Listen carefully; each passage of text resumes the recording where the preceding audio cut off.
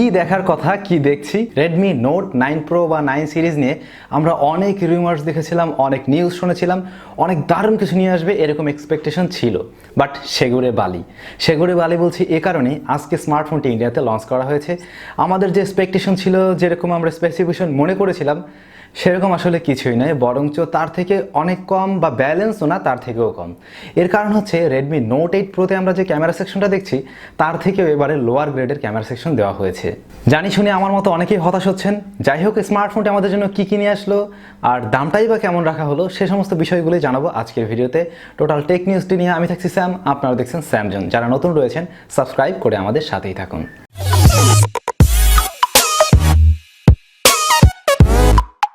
সব জল্পনা কল্পনার পরে Redmi Note 9 Pro আমাদের সামনে চলে আসলো।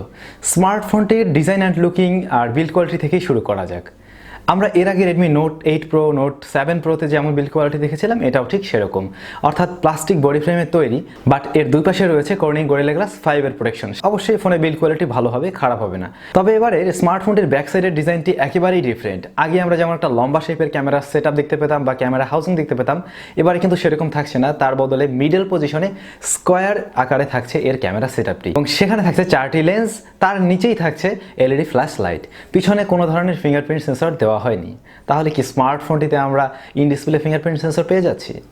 মোটেই সেরকম নয়। এর ফিঙ্গারপ্রিন্ট সেন্সরটি দেওয়া হয়েছে Realme 6 বা 6 Proর মতো রাইট সাইডে, এবং মোটামুটি দেখলাম ইন্ডিয়ান ইউটিউবাররা রিভিউ করার পারপাস যখন দেখাচ্ছিল, ফিঙ্গারপ্রিন্ট সেন্সরটা বেশ ভালো, তাড়াতাড়ি কাজ করছিল। তবে ব্যাক সাইডের ক্যামেরা হাউজিংটি অনেকের কাছে ভালো লাগতে পারে, অনেকের কাছে ভালো নাও লাগতে পারে। পার্সোনালি আমার কাছে ভালো লাগেনি। মোবাইল ফোনটির ডিসপ্লেতে আমরা সুপার অ্যামোলেড পাচ্ছি না, সেখানে দেওয়া হয়েছে একটি IPS প্যানেল, যেটা কিনা একটি ফুল HD প্লাস রেজুলেশনের। আর এর ডিসপ্লেতে দেওয়া হয়েছে একটি 5 হোল নচ, মানে আগের মতো কিন্তু ওয়াটার ড্রপ বা ইউ শেপ নচ থাকছে না, যার ফলে ডিসপ্লেটা মোটামুটি ভালোভাবে উপভোগ করতে পারবেন। আমার কাছে মনে হয়েছে এর আগে Redmi Note সিরিজগুলোতে আমরা যে ধরনের ডিসপ্লে দেখে এসেছি, এই ডিসপ্লেটা সেরকম কোয়ালিটিরই, শুধুমাত্র এখানে নচের পরিবর্তন আনা হয়েছে। আর এই মোবাইল ফোনটিতে আমরা প্রসেসর সেকশনে কি পাচ্ছি? প্রসেসর নিয়ে আমরা যেমনটা আগে শুনেছিলাম, সেই প্রসেসর দিয়ে এসেছে Qualcomm Snapdragon 720G octa-core processor. তো এই প্রসেসরটা মূলত কেমন? এটা একটি গেমিং প্রসেসর। এর আগে আমরা দেখেছি Snapdragon 730G। ওই প্রসেসর আর এই প্রসেসর মোটামুটি হেড টু হেড কম্পিটিশন করতে পারে। হয়তো কিছু কিছু কারণে একটু কম বেশি রয়েছে দুইটার ভিতরে, 19-20 এরকম বলা যেতে পারে, খুব আহামরি তফাৎ নয়। যাই হোক, এই মোবাইল ফোনের যে প্রসেসর সেকশন, সেটা নিয়ে আমার কোনো ধরনের মন্তব্য নেই। যে প্রসেসর দিয়ে এসেছে এটাতে আমরা খুশি। আর এই স্মার্টফোনটিতে আমরা এর স্টোরেজ টাইপ হিসেবে পাচ্ছি UFS 2.1। মোবাইল ফোনটি পাওয়া যাবে দুইটি ভেরিয়েন্টে। সেখানে থাকছে 464 এবং 6128 GB। তবে ভালো বিষয় হচ্ছে স্মার্টফোনটিতে দুইটি সিম কার্ড একসাথে ব্যবহার করার পাশাপাশি আপনি মেমোরি কার্ড ব্যবহার করারও সুযোগ পাচ্ছেন। তো এই স্মার্টফোনটির ক্যামেরা সেকশনে যাওয়া যাক, সেখানে আমরা কি পাচ্ছি, যেটা নিয়েই মূলত আমরা হতাশ হয়েছি।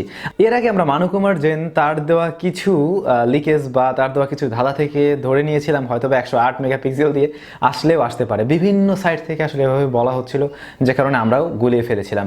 তবে সেই জায়গাতে একেবারে আমাদেরকে নিরাশ করে দেওয়া হয়েছে 48 মেগাপিক্সেলের একটি সেন্সর। আর এই 48 মেগাপিক্সেলের সেন্সরটি তাও আবার কিনা স্যামসাং ZM এর। তবে এটা স্যামসাং ZM-1 নয়, এটা স্যামসাং ZM-2। স্যামসাং ZM-2-র ছবি কেমন হবে দেখা যাক, আশা করছি ভালোই হবে। এর সাথে বাদবাকি যে সেন্সরগুলো আমরা পাচ্ছি, সেখানে 8 মেগাপিক্সেলের একটি আল্ট্রা ওয়াইড লেন্স, 2 মেগাপিক্সেলের একটি ডেপথ সেন্সর এবং 5 মেগাপিক্সেলের একটি ম্যাক্রো শুটার।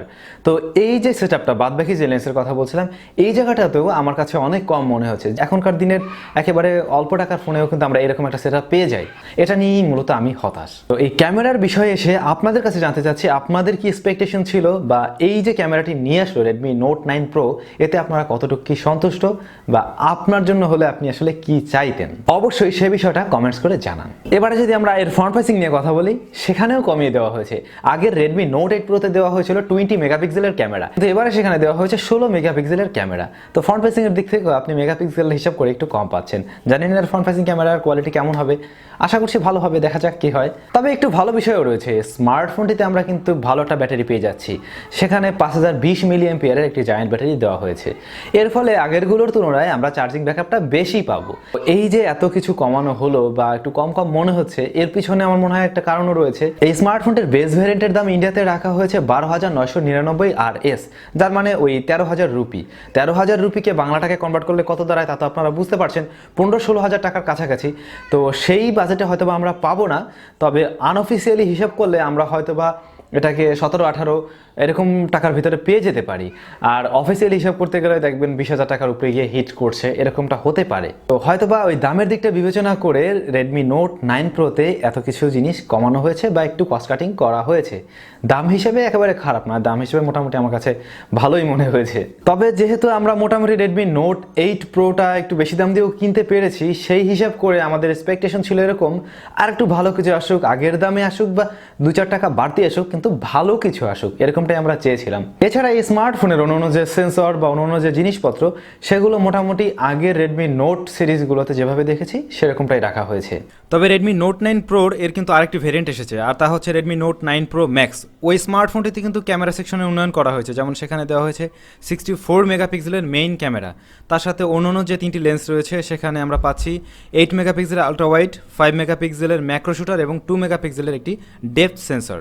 তো এরকম সেটআপ আমরা দেখেছিলাম রেডমি নোট 8 প্রোতে, যদিও সেখানে 2 মেগাপিক্সেলের ডেপথ সেন্সর ছিল, এবারে কিন্তু সেখানে 5 মেগাপিক্সেল করা হয়েছে। আর রেডমি নোট 9 প্রো ম্যাক্সেও কিন্তু আমরা পেয়ে যাচ্ছি 16 মেগাপিক্সেলের জায়গায় 32 মেগাপিক্সেলের ফ্রন্ট ফেসিং ক্যামেরা। সুতরাং ক্যামেরার টোটাল সেটআপটাই এখানে উন্নয়ন করা হয়েছে। যে বিষয়টা আমরা বলছিলাম মিস্টেক রয়েছে, সেই জিনিসটাই আবার এখানে বাড়িয়ে দেওয়া হয়েছে, আর এই কারণেই স্মার্টফোনের দামটাও বেড়ে যাবে। অন্যান্য সব জিনিস এক থাকা সত্ত্বেও আরও কিছু জিনিস বাড়তি দেওয়া হয়েছে, যেমন এখানে আমরা 33 ওয়াটের ফাস্ট চার্জিং সিস্টেম পাচ্ছি, যেটা কিনা আমরা রেডমি নোট 9 প্রোতে পাচ্ছিলাম 18 ওয়াটের ফাস্ট চার্জিং সিস্টেম। তো সেই জায়গাটাতেও বাড়ানো হয়েছে। মূলত এই 3টা জিনিসের দিকেই বিশেষ করে নজর দেওয়া হয়েছে। আমাদের ক্যামেরা সেকশনে বাড়ানো হয়েছে, প্লাস এর চার্জিং সিস্টেমটাও বাড়ানো হয়েছে। তো এই জিনিসগুলো আমরা ম্যাক্সে পাচ্ছি। তো ম্যাক্স প্রোর যে বেস ভ্যারিয়েন্ট 6GB, সেটা আমরা পাচ্ছি 15,000 রুপিতে। তো ওভারঅল এই ছিল এর মোটামুটি ছোটোখাটো একটা প্যাকেজ। দামের দিক হিসাব করে বেশ গুছানো প্যাকেজ। দেখা যাক মোবাইল ফোনটি হাতে আসুক, তখন আমরা এর হ্যান্ডস অন রিভিউ করব, তখন কেমন কি হয় ওই সময় ভালো বোঝা যাবে।